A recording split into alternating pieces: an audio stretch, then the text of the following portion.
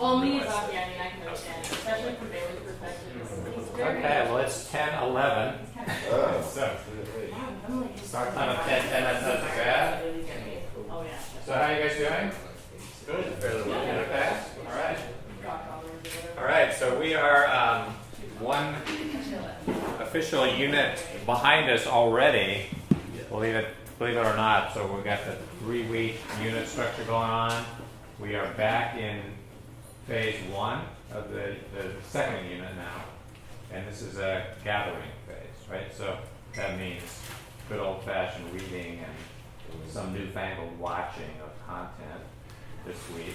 We are going to dive into the first, by Thursday I want you to have the first chapter on the Egyptians of the Norman Cohn book done. It's pretty small print and stuff like that, so I kind of divvied it up.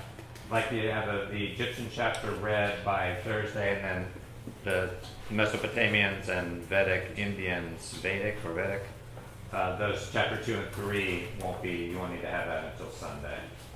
Right, so that'll be kind of part of the gathering. So what we're doing, just by way of brief reminders, is so the first unit we tried to get our minds around an approach, one that's embodied, where we're using methodologies from different ways of knowing to actually dive into this question of how you got to be the person you think you are. So we kind of constructed metaphorically this kind of lens, or this sort of compound tool with which to go to work on this. So now we're ready to use that lens. So in this first unit, in the second unit, we're going to focus on journeying into the land of myth and religion, which is kind of where we're going to explore that world in four different parts of the lens, right? So initially, we're going to use the spiritual way of knowing to do that. So we're going to talk about myth and religion in a way from the perspective of the first person, that type thing, and from using the methodologies, some of which we'll do some sampling in a way of methodologies associated with that. Those methods change too, right? So one of the things we'll get to see as we're moving through here is, for example, storytelling used to be a big methodology for conveying spiritual stories, we otherwise known as myths and stuff. We have some very interesting historical shifting to do around how coincidental is it that we tend to start, ancient history with civilizations that have writing. How fair is that? You know what I mean? So we'll be asking that question. So then, it's in the scratch your head category. What do you do then about all those humans for all those years, much larger number of years, excuse me, than people wrote, people that basically for a long time just had word of mouth, oral storytelling, no writing. The statistics on this are just overwhelmingly interesting for me, that basically even now, the number of languages spoken in the world is astronomical. Lots and lots of languages spoken. The number of languages that actually have a written literature, like we have, novels, plays, all that stuff, writing down is minuscule, very small. So in the overall sweep of human history, writing has a very, very small role to play, actually. But when it comes to things like figuring out history and all that stuff, we tend to start with, why the Egyptians? Why the Sumerians? Why these? Well, they wrote. So we know about them because they wrote, but that doesn't. So what about all those people before? So we have those kind of questions. You can kind of delve into that a little bit with archaeology, but that's kind of background information as we're moving into this. Yeah. While we're on the subject of why we start with the Egyptians, it's always puzzled me why we start with the Egyptians when the Chinese were writing in 6000 BCE. Exactly. They had written language. Why don't we start with that? Exactly. In Mesoamerica, same thing. There's really advanced cultures going on in South America at the same, very early on. How do you make sense of, the complete dominance, I think, of math and science among Arab countries for centuries? And then, so how do you make sense of that? How do you make sense of, we'll be looking at a video called Black Athena that is a short documentary, and there this guy Martin Bernal is asking the question: how do you get this complete blinders? Did anyone look at where Egypt is? Egypt's on the continent of Africa. That's where Egypt is. So why? How do we erase the rest of Africa from Western history? Given it's all right around, the Mediterranean Sea. It's just extra. I mean, that to me, that's the real melting pot. You've got Middle East, Africa, Southern Europe. You've got everybody hanging out there, and you could practically get from one place to another on a paddle boat, right? I mean, the Mediterranean Sea is not like crossing the Atlantic or whatever. I mean, people could get around pretty easily. So yeah, so we're going to ask those kind of questions. They're very good questions to ask. Why the Egyptians? Why not the Chinese? Why not? Why do we do it this way? And I guess you could say it comes down to, in a way, there's a simple word, just bias, or habit, or whatever. But we run the risk. I mentioned this early on too. We run the risk of we need to not just question it once. We need to keep questioning it, because otherwise, what we end up doing is we question it and then we repeat, right? We question and repeat. And so in that repetition, we reify the biased way of doing things, right? So one of the biases we're trying to counter in this class is the bias towards, in favor of writing, right? That's one of my, kind of in a way, that's one of my goals teaching on this campus in general. It's like, why don't we consider writing to be just one medium among many? We should be using lots and lots of mediums and methods here, because that's what folks do. So we're gonna look at this now. There's an interesting kind of alignment here where we have the topic, myth and religion, is totally aligned with the spiritual walk, and so we're getting some interesting kind of like nuclear fission or fusion going on, and that's alignment. So that's kind of going to be fun as well. Okay, so that's where we're headed into, is taking a look at this. So we have made this compound lens to look at self, society, and cosmos. Now we're going to focus on the spiritual walk, and again, I would at least propose to you that it's the most neglected one. Certainly, the initial conversations we had in this group about what does our campus represent, obviously intellectual, obviously aesthetic ways of knowing, teeny tiny bit of science, and maybe, I think the drama folks mentioned this kind of incursion of spiritual notions or practices into art making. But, again, we're relatively smidge, right? It's not like the center, maybe more so with you guys than a smidge, but still, there's not a whole lot going on there. So in general on campus, and it's kind of maybe, I don't know what you guys think the reasons are. Lots of times people are kind of reluctant to talk about their religion or whatnot, so maybe that's part of it. So we'll be kind of remedying that. We'll be talking about various things about religion, but we won't be just talking. We'll also be doing some other stuff. Thought we might do some Tai Chi warm-ups today or something.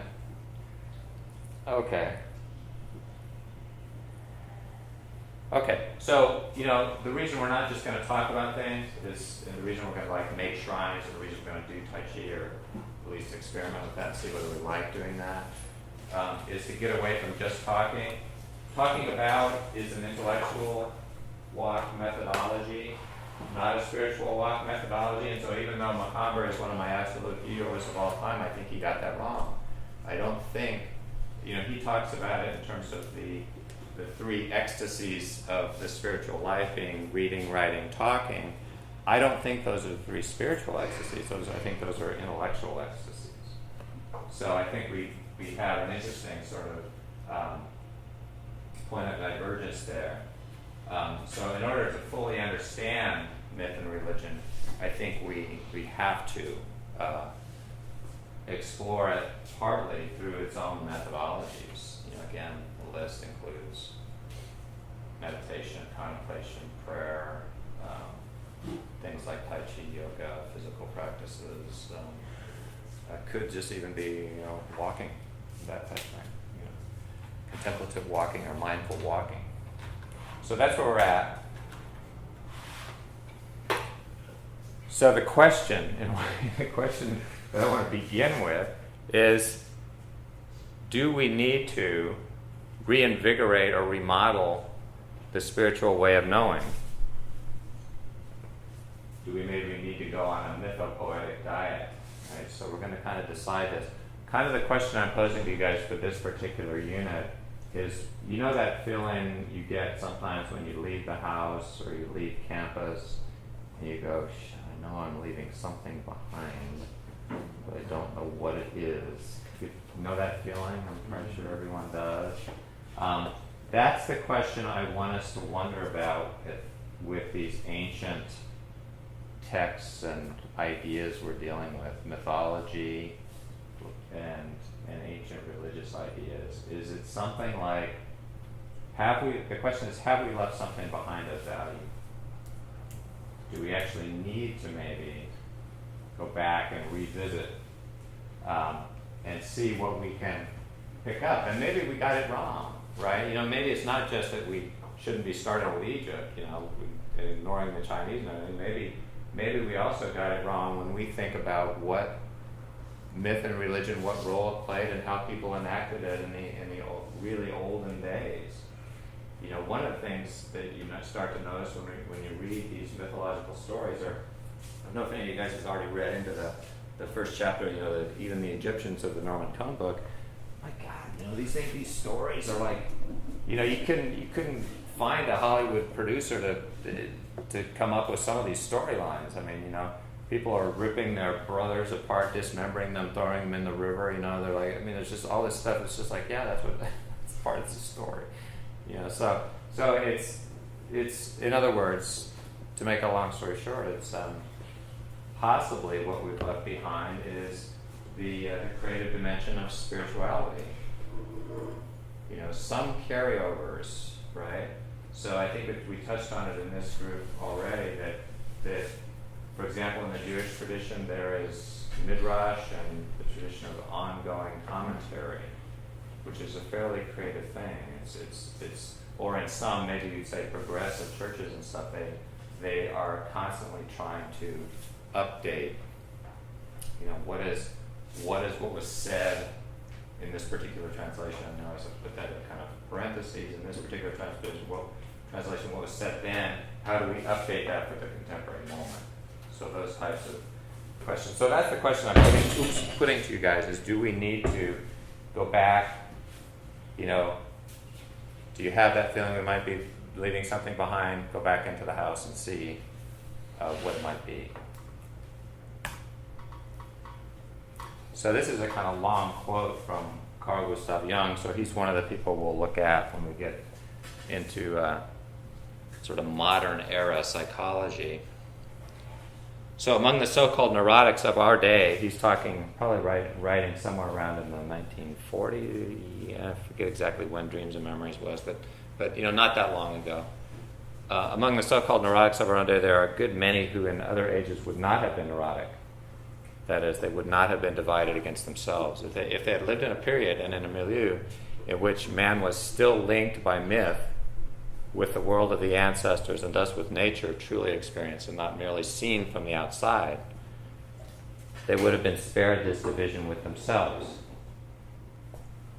I'm speaking of those who cannot tolerate the loss of myth and who can neither find a way to a merely exterior world, to the world as seen by science, nor rest satisfied with an intellectual juggling with words which has nothing whatsoever to do with wisdom.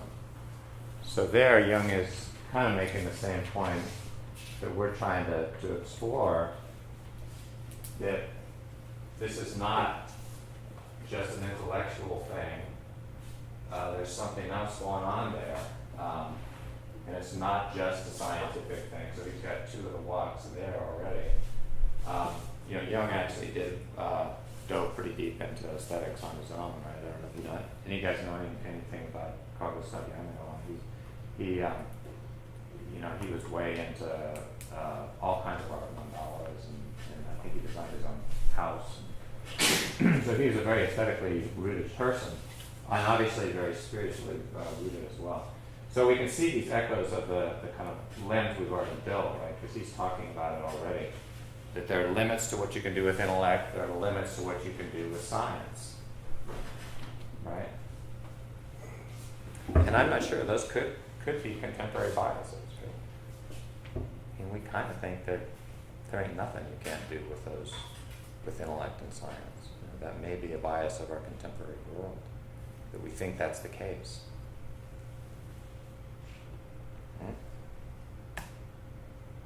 So the question is, do we need new kinds of vehicles, right? Something that we haven't thought of before. And so I kind of see this as a new kind of vehicle that we would insist on not repeating the same mistake of thinking that everything is resolvable to intellect and science. If that's a mistake, maybe it's not, but I'm going to propose that maybe it is. We can at least explore that we need to include in a substantive way these things on the other side of the frame there. So not just having a better idea, but having a better vehicle or way to getting there. So do we perhaps need to think more about vehicles and less about destinations? More about the body and less about the mind.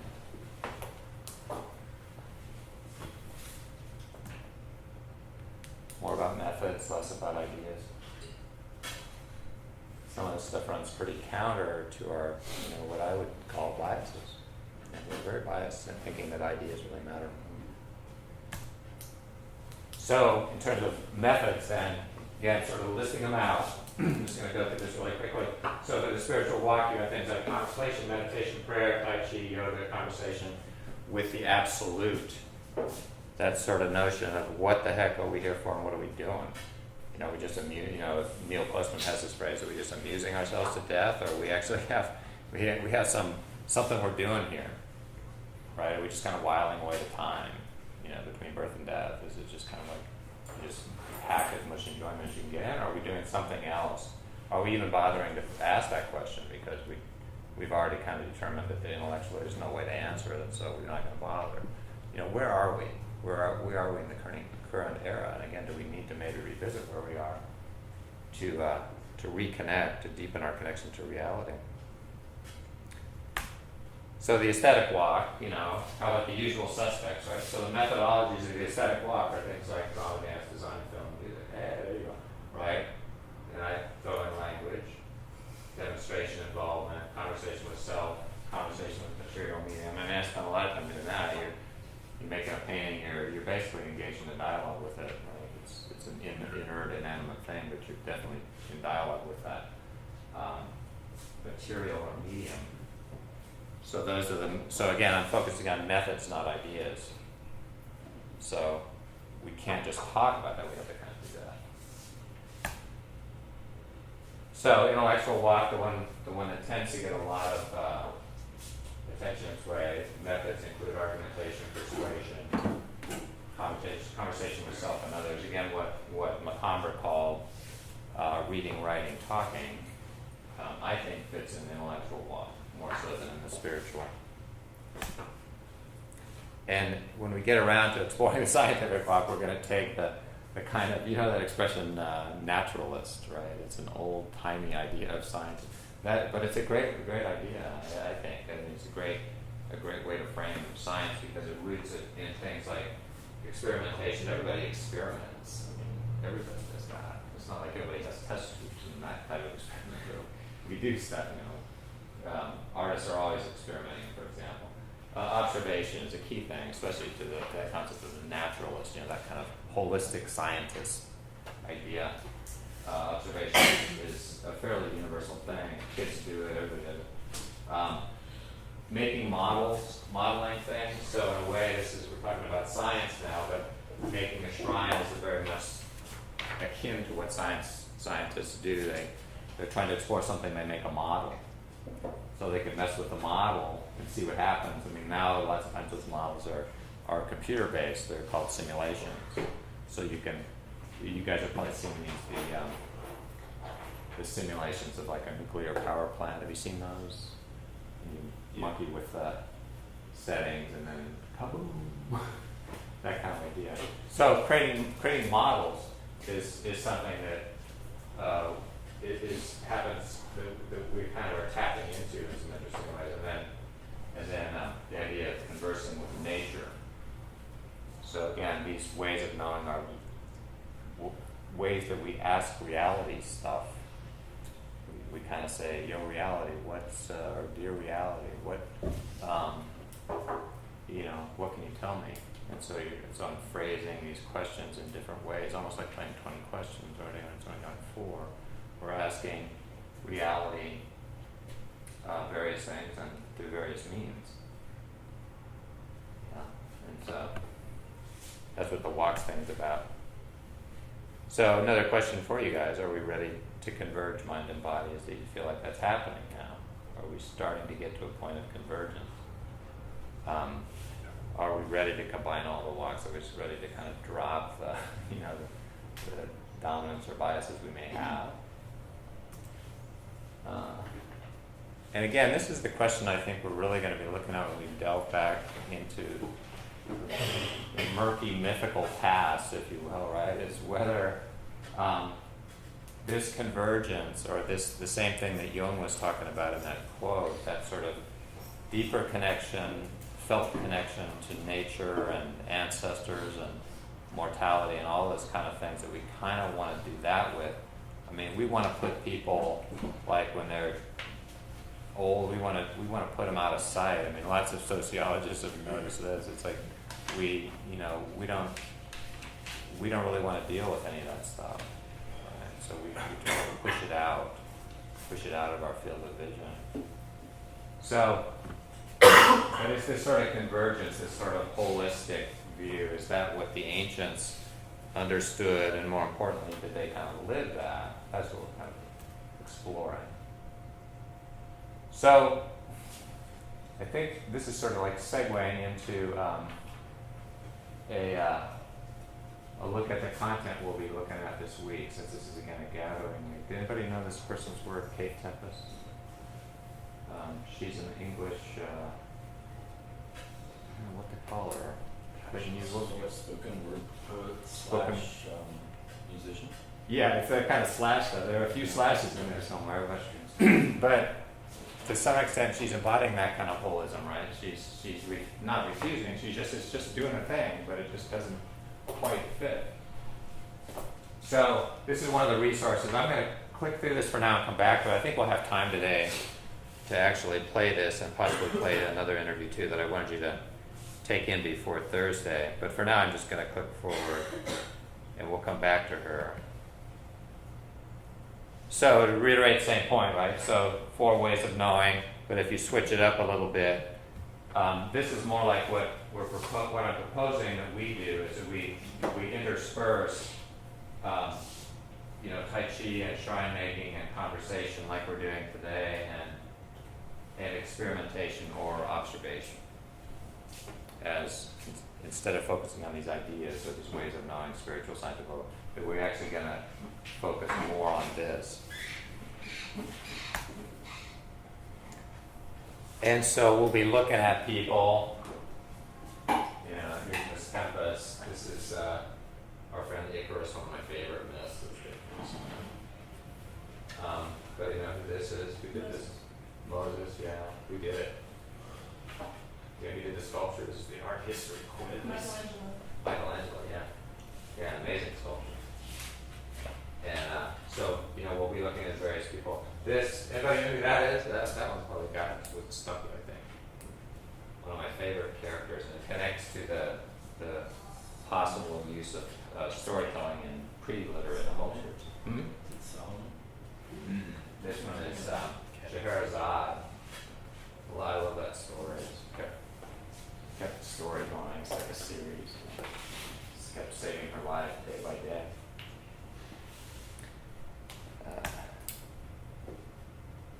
Okay.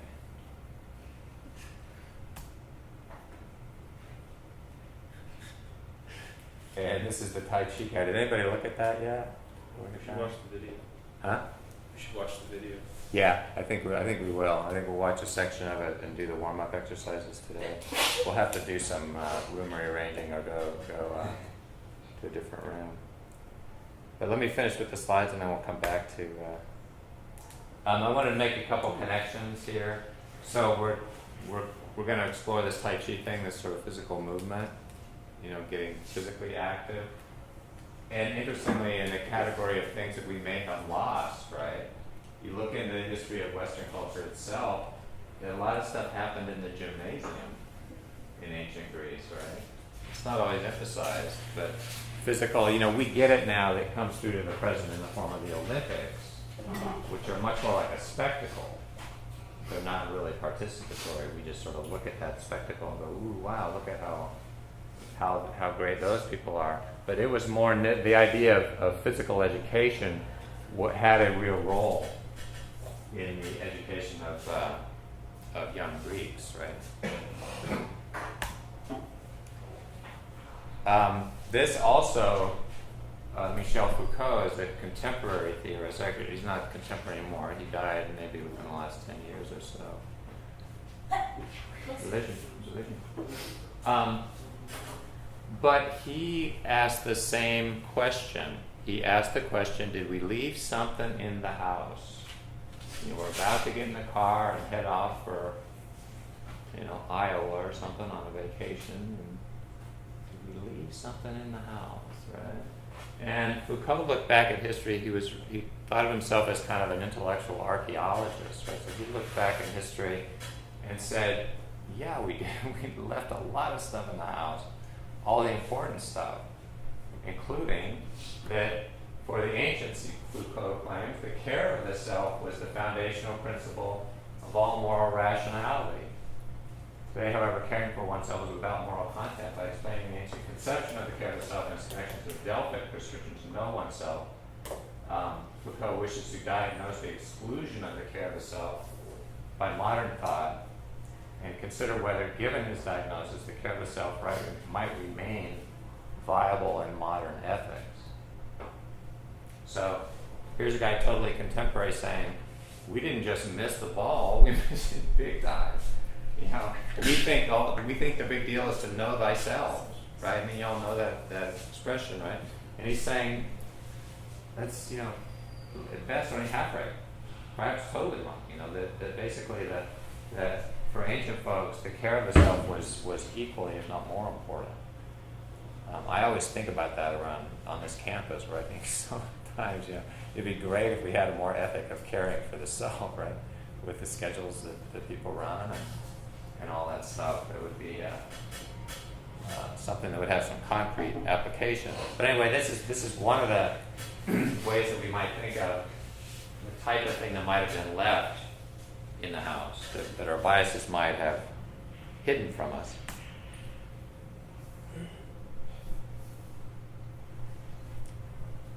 Other things that might have gotten left in the house, and again, you guys will listen to an interview either today or for homework. We can do one today. I think we'll probably do the Tai Chi thing with the rest of the class today. But we could, if we had time, we could also look at these interviews. But so Karen Armstrong is one of my favorite thinkers about myth and religion, and you'll be reading stuff from her Sunday. But she thinks we have forgotten how to properly read ancient spiritual and religious texts. In other words, she makes a claim that we don't read them in the way they were supposed to be read.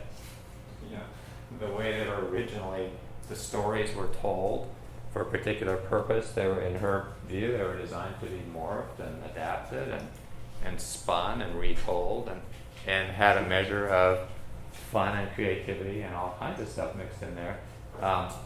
Definitely, she makes a case, definitely, in her view, that they're definitely not intended to be interpreted literally at all. That her claim is that these ancient texts were written not to be interpreted that way. So again, Foucault's point, Karen Armstrong's point, this is not like we left, we left a teaspoon in the house, we need to go back and get it. It's more like we left your little brother or little sister in the house. Go back and get her. I mean, parents have done stuff like that, where they just get so caught up. And it's like, oh, where's Joey? Oh, I thought you had them. So these are big things potentially that we left. Another one. So Walter Ong is the guy who pointed out the thing about the predominance of oral versus written language. So that's another huge thing. This is not small potatoes. He's saying we conveniently leave out the fact that most of the world still operates orally, in oral language, way predominantly over written. So we come to places called universities and schools where that's totally turned on its head. Right? Yeah? You could argue that written language is actually becoming a lot more predominant, though, because of texting and the internet. Yeah, that's a great point. And actually, there was an article about that I read a few days ago that was talking about how grammar and spelling and things have actually, like, knowledge of those has actually increased among people in like the 12 to 18 age bracket. Yeah. Because of how much, like, we're just better writers in general because of how much we write. yeah, there's no question. In this day, I don't know if this is the person you came across, but Andrea Lunsford is a I don't know. anyway, she's a researcher out of Stanford. She's been doing this thing called the Stanford Writing something or other for years. And for her, it's like a slam dunk. You guys are the most writing generation ever. You write more than any generation ever in history. But Walter Ong speaks this soon. We'll read some Ong. I think you'll find it interesting. He's my idea of a for real scholar. I mean, I think he does the intellectual thing right. He actually does. And what he calls, what you're talking about, he calls it secondary orality. Yeah. He's saying how the oral has come in through the side door, but the tenor of it is totally changed because it's like the writing is now dancing to the tune called by the talking, right? So when we're texting and when we're messaging or even emailing, it's, if you have to say where the influence is coming from, we're only writing because it's a way of talking at a distance. So it's not, the priority is really clear. This is like writing, it's like talking. It's not anything else, right? So, but anyway, so the question I have, like, as a person that's really interested in education stuff, I'm always wondering, and I wonder about it aloud, it doesn't win me any popularity points, but even in my own department, I pose this question repeatedly. Why in the world, given that you guys are the most writing generation in the world, but almost all the writing you do, almost all, but not all, almost all is conversational writing, right? You're texting, you're emailing, you're writing for some sort of purpose. Am I right? Am I wrong? So I'm saying to my colleagues, why in the world aren't you guys writing in pairs or groups of 30? Why in the world wouldn't we be building on exactly what you said? Why wouldn't we do that? And so my counterpart thing, and some of you that have had me before, my counterpart vision is this. It's really a nightmare vision. It's like, so why would we not build on your layer of the writing, your experts at conversational writing, dialogue? It's written all over this stuff. So now teleport yourself back to kindergarten. Okay? Now you have the other side of the same nightmare. You have kids. How many of you guys have ever hung out with a 4-year-old? Yeah. So you're hanging out with a 4-year-old. Have you ever tried to get one to shut up? Can't do it. Kids, when they're 4 and 5, are so verbally adept, it is like astonishing. So what happens when you go to school? What do you learn how to do? Be quiet. Be quiet, sit still, and write, right? So same question. Why in the world, unless it's just a bias, why in the world wouldn't we take the resident expertise that 4 and 5-year-olds have and say, we're going to make you all even better talkers? Why not build on the baseline skill? Where does this idea come from? Where do these ideas come from? That we're going to take what you're good at and we're going to cancel it and slide something else in. Yeah, you gotta go. I think part of it is the fact that anymore class sizes are so large, it really prohibits that sort of thing. A teacher can't listen to 32 students at the same time when they go into school. The teacher has to have them quiet and has to get information from them in the form of writing. There's really no good way other than for students to be quiet at times for the classroom to function, just due to the sheer size of these classes. Yeah, I think at times that I would like take those two words out and highlight them, right? At times, yeah, I think that's right. Like I'm teaching this gigantic lecture class, right? The new. Yeah, but you can't possibly listen to every student in that class. No, you can't. But I'm just saying that as a part of an overall ecology of the liberal arts stuff you guys do on this campus, I don't see anything wrong with getting an occasional lecture class. But I think our imagination fails us when we try to imagine how we could restructure this so that you guys would maximize your learning based on the skills you have. Yeah. Well, okay, so a couple of things. I think on the subject of in this instance, I know I've sat and I've listened to 4-year-olds talk, and I think one of the big things that they get taught, what you learn when you have to put your words on paper, is you have to be able to communicate them concisely to people. Because when 4-year-olds talk, they babble. And they go on and on and on and on and on and on. And they talk about nothing. And then they'll talk about something and they'll keep talking about nothing. And one of the things that you then teach them is how to have a filter. That they go, oh, this is the idea I want to say, this is how I will then say it. And I think that's one of the things that writing does, is it teaches you how to take what's in your head and put it concretely into words, rather than just being able to talk and talk until you eventually get there, or until you get tired of talking.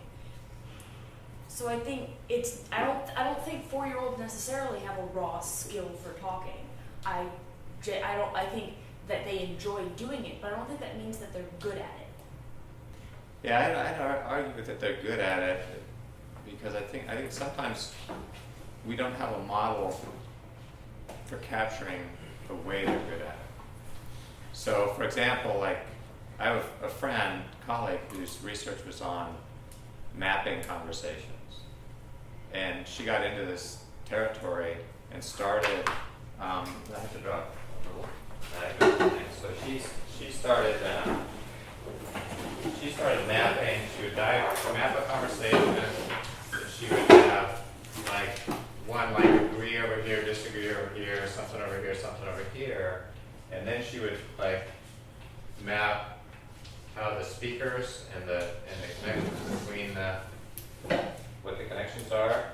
And then what she started to notice was that as the conversation gets denser and denser, they get more speakers and more populated, and this speaker goes down to here, and then this speaker responded over here, and then this speaker came down to here.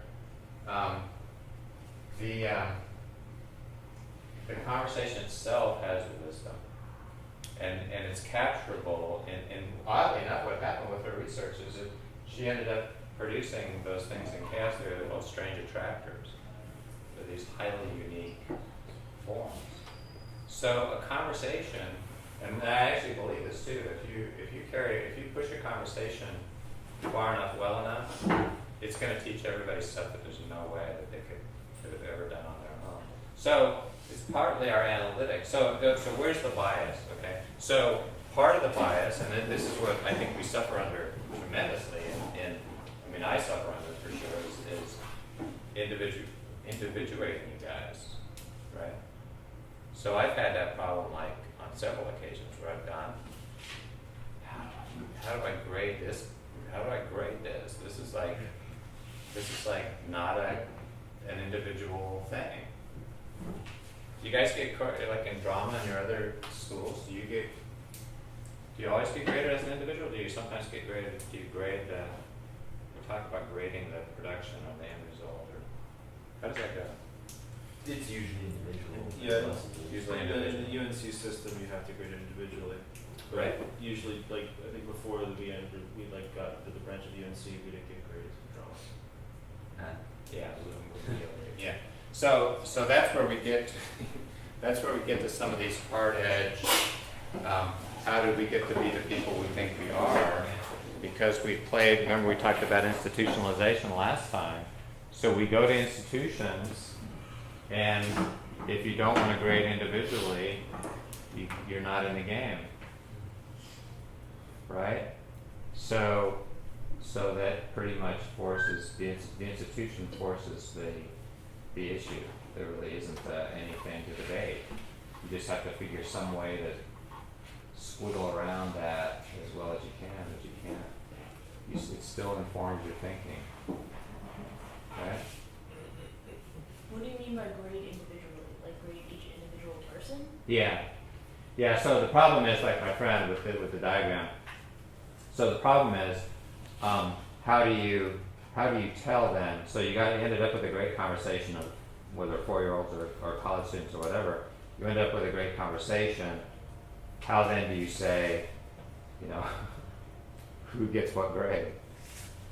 Where's the role of listening? Where's the grade? How do you ascertain that in a conversation? And some of this stuff is just hard to measure, but it has that connection with that old cliche that if you can measure it, it's probably not worth measuring it, and if you can't measure it, it's probably worth measuring. So that type of thing. So I think we have. So to go back to the point, though, you raise a good point. I mean, it's not like, and you raise the point also that maybe has the answer of it's not an either-or thing we're talking about here. Not that we would do away with writing. It's just that you'd ask a different question. What's the role of writing in the overall ecology of human fulfillment? And so maybe you're absolutely right about, at some point writing's extremely helpful technology. Walter Hahn calls writing, forthrightly calls it a technology. So maybe what you've got is a technology that's very useful in just the ways you said. Extremely useful for teaching kids certain things. And Ong says so. He says he's not anti-writing. Well, and I guess my other question is, you talk about like we only study societies that had writing or had some sort of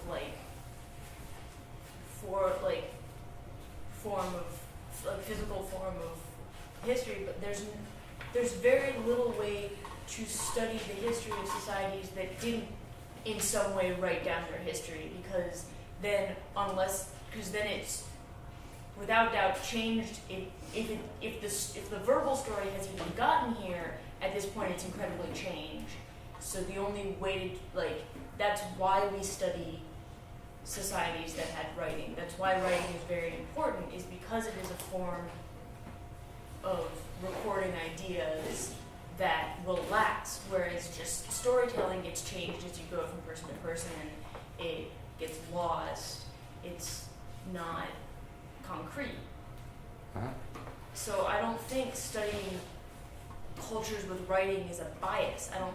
I think it's just a necessity, because it's there's not a whole lot you can study about cultures that didn't have some form of written history. You can study artifacts other than written ones, and you can do what you alluded to. You can sort of notice that the writings of Homer sound an awful lot like oral stories written down, which they probably were, right? So you get some carryover, so you can do those types of things. But what I'm saying is, excuse me, it's one kind of act to say, yes, isn't it useful that we figured out what hieroglyphics, and we know how to interpret, linear A and linear B and Sumerian and whatever. We can do all that stuff. That's great. It's another thing to say that allows us to not even mention those people for eons that didn't write. And so maybe there's a prefatory thing you could say with every sentence that says we're starting with Egypt keeping in mind that for time spans much longer than Egypt, these people lived here and didn't write anything. Do you know what I mean? So it's like it's just I feel it's like the act of most forgetting. most all of the history classes that I've had have done that. Have done that, yeah. Have said Yeah. civilizations. We have tracked civilization to these places, but we don't know much about it because they didn't write. And then this is the point when they started writing, and so now we have records, we have things, and like talked about how that changed how we can be a society. I feel like most history classes, at least the ones that I've seen, do that. Yeah, and I think good ones probably, and again, we'll read some later on. I mean, he's pretty good on this topic because he would I think what he'd say though is that it's hard for us to. There are ways to get our minds around what it means to be pre-literate, but we don't necessarily make the effort we need to do a good job of that. We tend to just say, yeah, there's these people that didn't write, and okay, now let's get on with the Egyptians. I mean, I hear what you're saying though. I think there's a difference between that and I feel like if you're not setting out to study history, right. there's really only so deep you can go if you're taking a large-scale history class when you don't know much that you can like talk about them and be like, yes, they were there. We know that they had these tools, or that we know that they were there because we found this. But Yeah. unless you're really thoroughly studying history, I don't see what you would need. Well, I'll tell you what Om tries to do is he tries to understand the mindset. He tries to understand, and there are societies right now on the planet that are entirely oral. And so you can actually try to get inside the mindset of people that still live in that world. And so we'll check out some later on. Yeah, you had your hand up earlier, did you already? Well, you kind of covered what I was going to say about, archaeology, ancient artifacts, and being able to study culture that way by the things that they produced. Uh-huh. But I was also going to mention that even writing is not 100% trustworthy, because that too is like a game of telephone. It's been passed down and rewritten throughout the centuries. So what comes out at the end is not necessarily an exact duplicate of what it was originally. Yeah, and we'll find out with reading ancient and that from religious texts. There's definitely editing going on. There's excluding of certain things, including other things. Yeah. I was going to say, I kind of think of looking back in history and looking at writings of civilizations as like, if someone was studying me and they read my Facebook, how much would they really know about me? Would they know? They would know a lot more by talking to me than. It's a good tool to start with, but I'd much rather talk to an Egyptian for a day than read all the texts to really know what they were doing. Yeah, if you could. Yeah, and that's a little bit akin to the spirit of what Om tries to do. He tries to imagine the mindset. What would it be like? And he says over and over again, it's almost impossible for us to get out of our literate bias, to get into the mindset and imagine what it would be like to live without that reliance on writing. I also think with this generation in particular, when people go back and study, they're going to know where everybody was. They have exact, how many numbers of people were at this concert and doing this and liking this. It's going to be the most recorded generation in all of history. There's so much data to describe what we're doing right now. It's because writing was such a luxury for all of history until now. Right. Anybody can write. People write every day, post on their Facebook, Twitter, Instagram. It's crazy. Yeah, and that's a key word, the recording thing. I mean, we can record everything. Everything. And it's not, but I think originally writing had that purpose. It was a way to record speeches. But anyway, these things maybe touch on some biases that we'll need to get into. So among the people, then we have Karen Armstrong, who thinks we may have left something in the house of important, like little brother. People like Om think we may have left something like our awareness of what it is to live in the moment in oral culture and have human oral exchange be the normal thing to do. McConnell felt that we may have forgotten the role of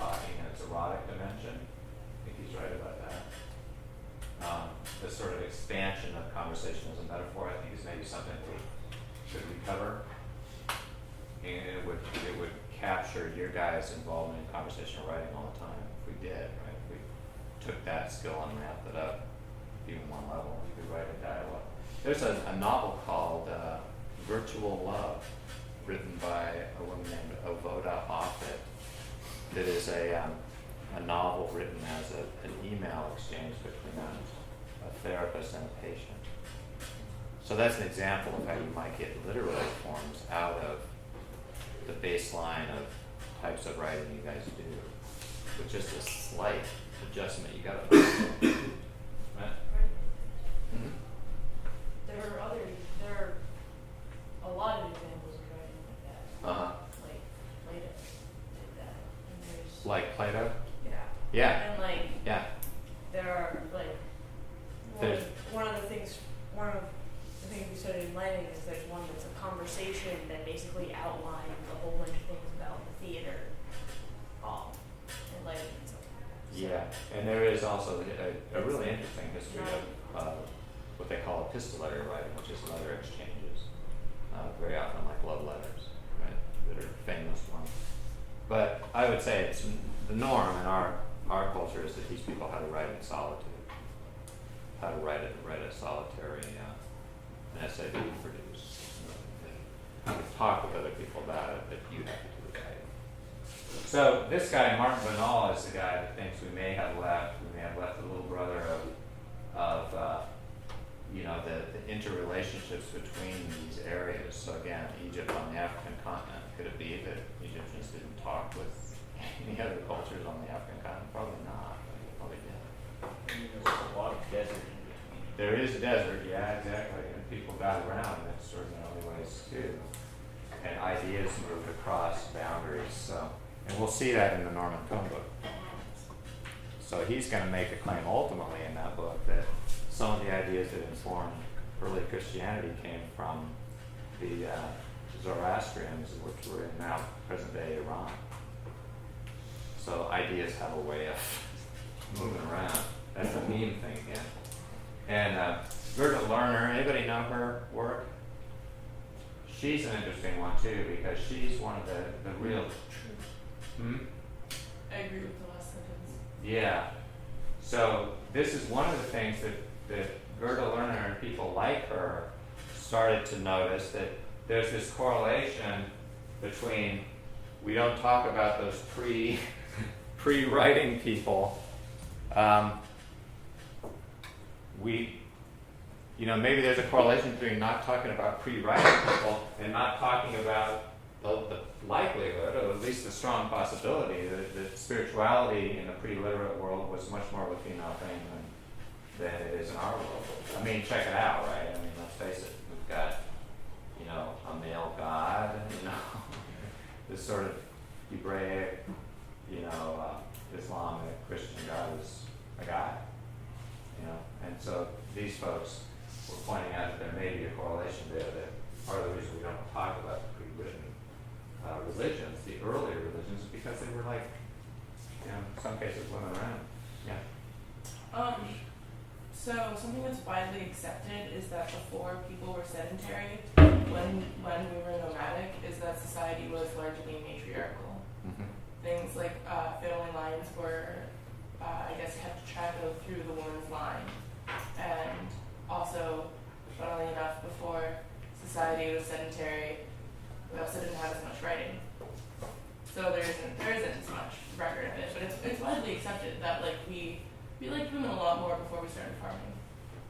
Yeah, so there are those other kind of correlations exactly like that, and those are on the level of all these. So all of these people, in a way, are saying, not that we just have to say they're right, but they're raising our awareness or calling attention to the possibility that maybe we need to dive back in to this old-timey material in exactly the way this class frames it. We need to dive back in and take another look, because the people that put together our typical interpretation of all this stuff may have had a point of view, that kind of thing. So that's the question these folks are asking.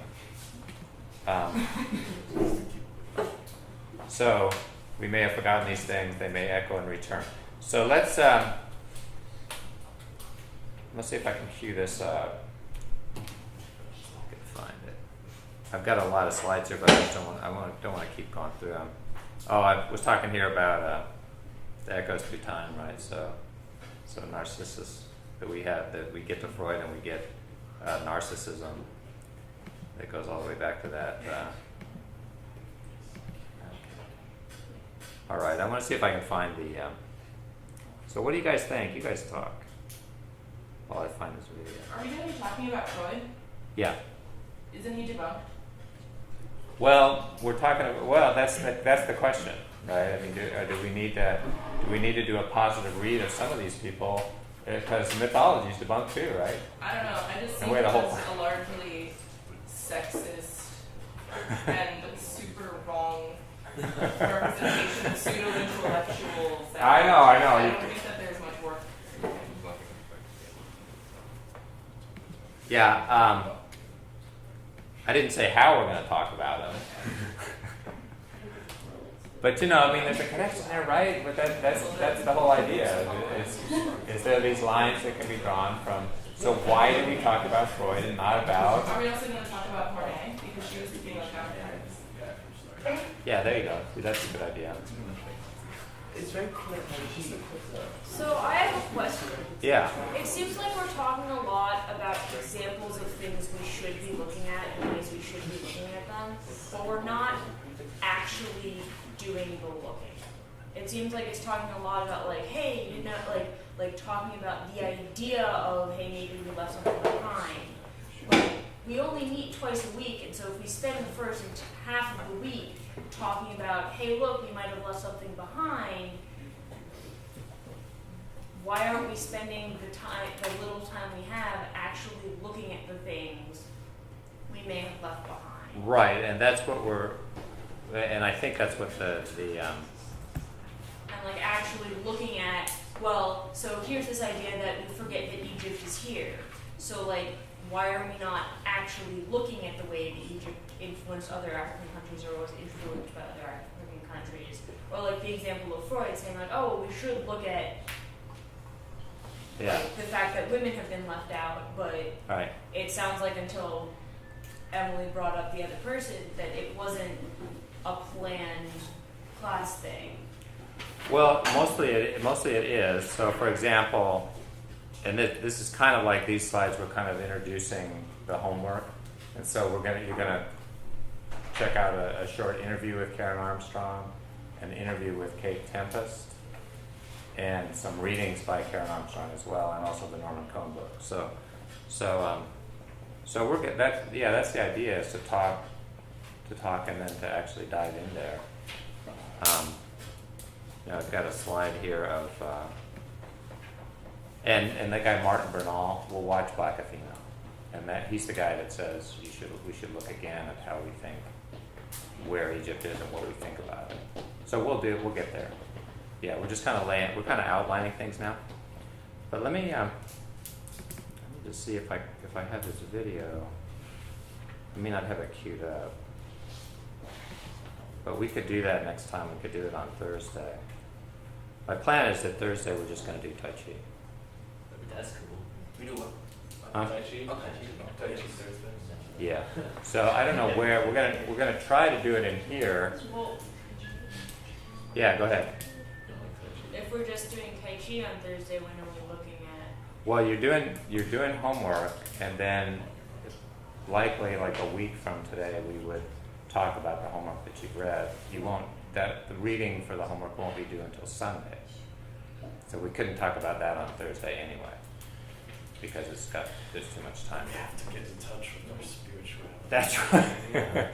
That's right. It takes time. Let me see if I can find this video.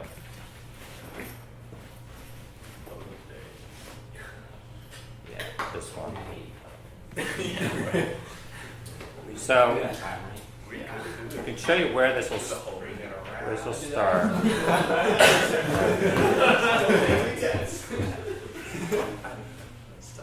Okay, so here's where I think since we're almost at the end of the session for today. What we can do next time is just start here, which is basically the these are the, just so you'll get a flavor for this. Let me see if I can get the audio plugged in. This guy has a very soothing voice, as you might imagine. Of course. Oh, good. Why is this for beginners? Why can't we start it? Huh? You want to play it now? No, why is it for beginners? Why can't we take it up a notch? Yeah, why 5 steps to becoming a master? Like I don't want to be a beginner. I want to start. Oh, well, these are kind of traditional. So, is anybody here studying martial arts? So, I mean, not formal. even people that have studied for 20 years would still be doing beginner moves. Ew, no. Yeah, see, you're totally biased. You got the Western bias, so you want to be on a linear path. This is a deepening path. So this. I'll give you a flavor of it. I'll just play the. So this is the plan for Thursday.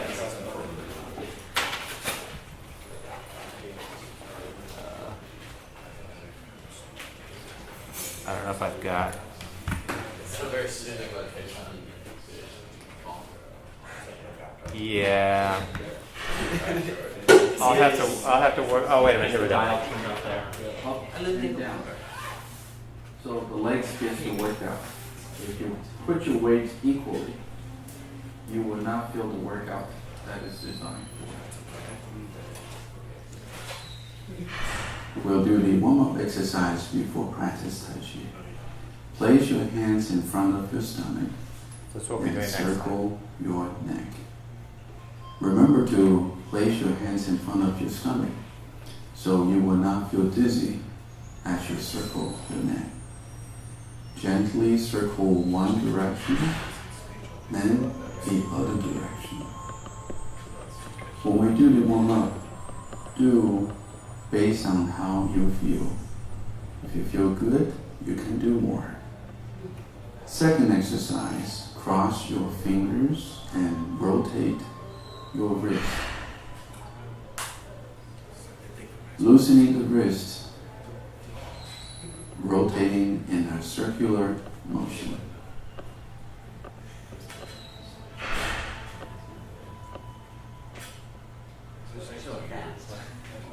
Third, we're going to loosen up our elbow. Pull the elbows back, circle the hands back and forward. When we pull back, palms facing up. When we circle hands forward, palms facing down. So now it's hands down, turn palms up, pull elbows back.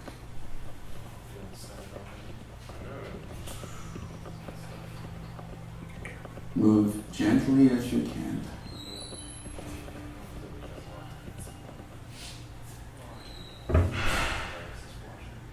When we do the warm-up, it's a natural flow.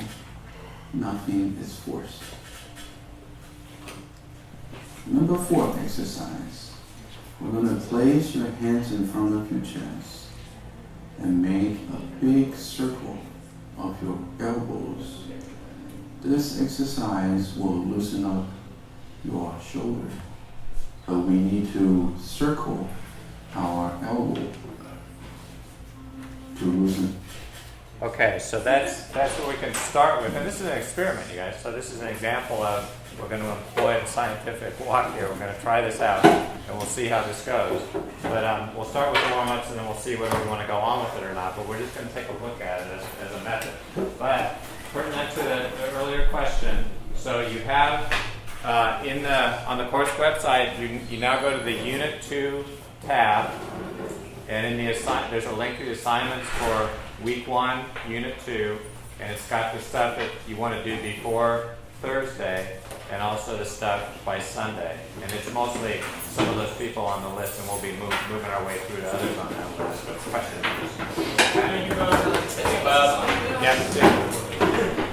Yeah, I know. Yeah.